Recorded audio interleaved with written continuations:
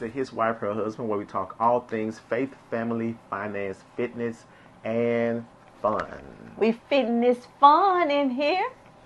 I am Shamika, his wife. And I am Patrick, her husband. If you are new to the channel, please hit the subscribe button. Also, give us a thumbs up if you're listening and we give value to you, as well as hit the notification bell so that when we drop videos, you'll be the first one to get those videos. Also, if you have any questions, I didn't say share. And share. If you find any value in the videos, share it with your friends, your family, and your co-workers. That's good stuff. What else was I about to say something else.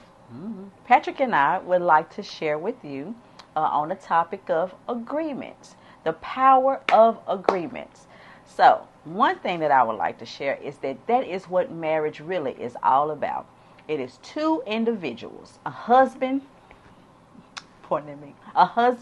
and a wife, choosing to share and do life together as one unit. And the two became one. Amen?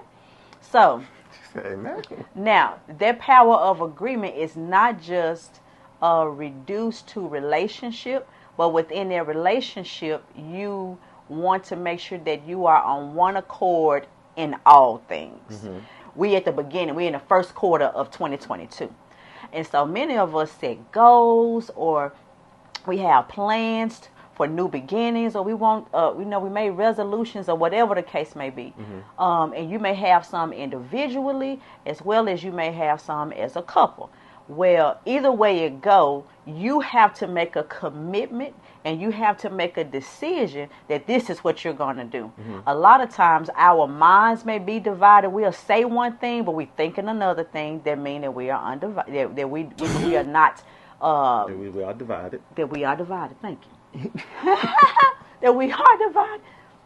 And so it does show up sometimes in our marriages. No, not sometimes. It shows up in our marriage. Mm-hmm. If Patrick and I are deciding to have a financial goal, and I would like to do one thing with the finances, and he would like to do something else with the finances, then guess what? We're not walking in agreement. We are then unequally yoked pertaining to our finances. Mm-hmm. So a lot of times when we hear unequally yoked, we just reduce it to our faith. But you can be unequally yoked in your health. You can be unequally yoked in your finances. You can be unequally yoked in raising the children, like in so many things. But the beauty or the what do you do? What do you do there? Hold on a second. Okay. Hold on. So again, like, when it comes to marriage, you are making a public and you are making a definite of purpose decision to say, to the best of my ability, we will walk in agreement concerning all things. That means that you may have to iron some things out. You may have to get some kinks out. But in order for you to experience success as a married couple, you have to walk in agreement in your faith, in your finances, in your family, in your fitness, and in your fun. Because really you choosing to agree. Like I put it like this: when you are in disagreement, know that there are going to be arguments. There are going to be distractions. Like, so I hear what you're saying, but I guess for me, there's always going to be disagreement. So you're not gonna. It's not.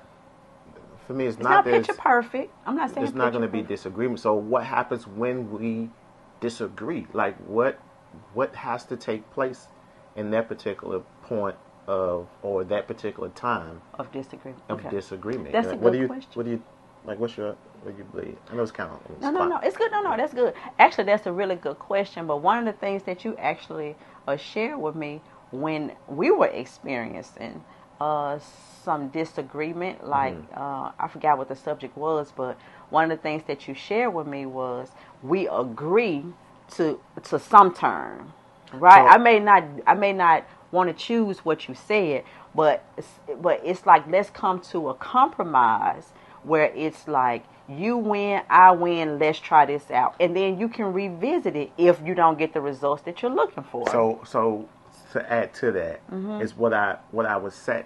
What I say is, so now we get to the part about one of the other videos we did about communicating and compromising. And compromising is not I win, you lose. Correct. That's my philosophy. Compromising is not I win, you lose, or you win, I lose. Compromising is we both win and we both lose. Yeah. Like, so if the finances, like, what are we going to do with the finances? Okay, I want to do this, but I want to do that. Okay, what's the compromise?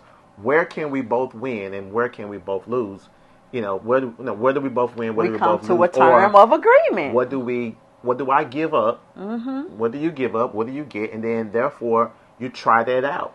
And then you, listen, you work hard at making sure whatever you agree with gets accomplished. Yeah. Like, don't agree to it and then you don't give it your all. Your effort. Don't put forth effort or energy. Yeah. Right.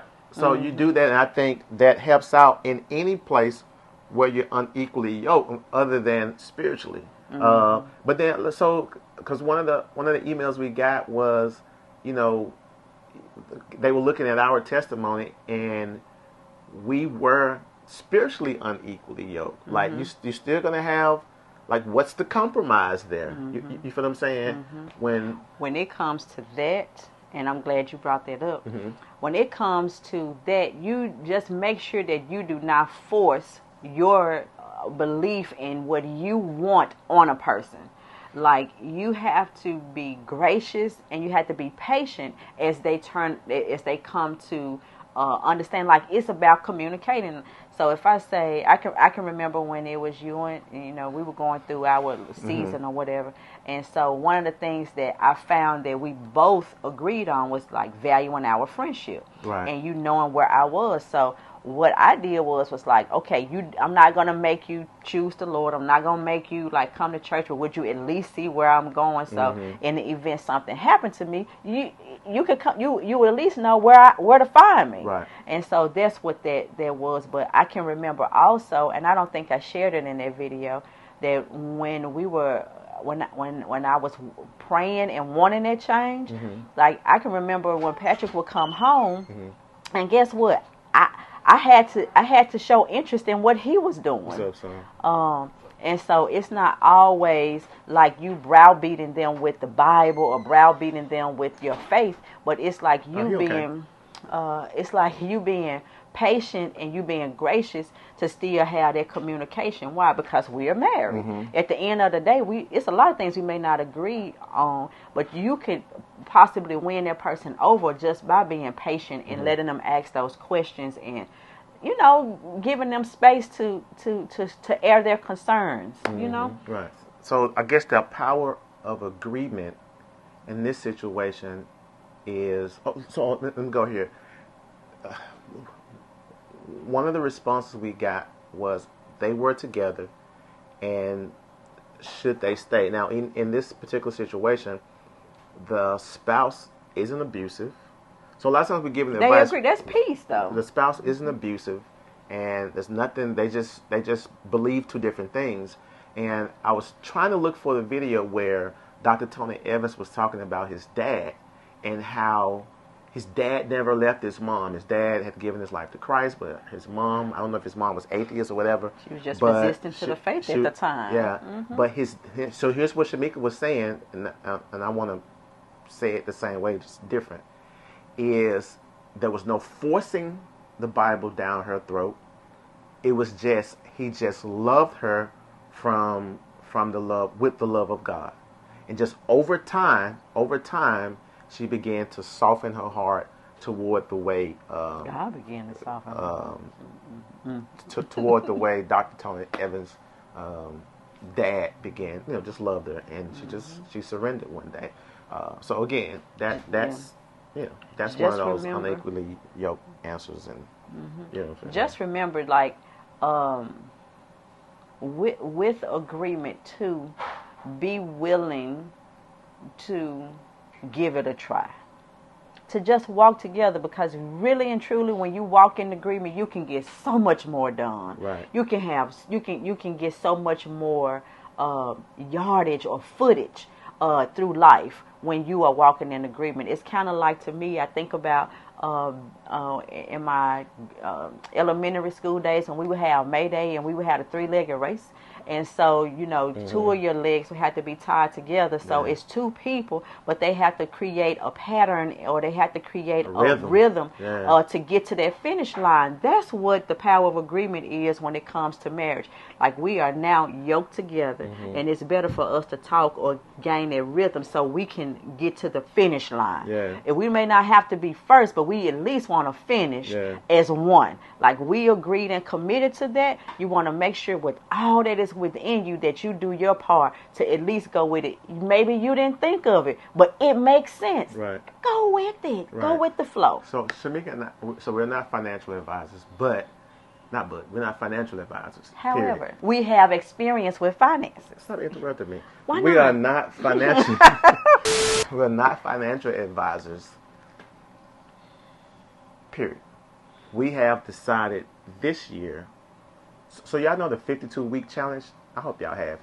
If y'all haven't heard of the 52-week challenge, email us, hiswifeherhusband97@gmail.com, and I'll send you the PDF or the 52-week plan. So this year, we decided to do the 52-week challenge. We agreed. So remember, we're talking about agreeable. We decided to do the 52-week challenge together. She's doing it, I'm doing it. But we're doubling, and we're starting backwards. So typically it's 1, 2, 3, 4, 5, 52.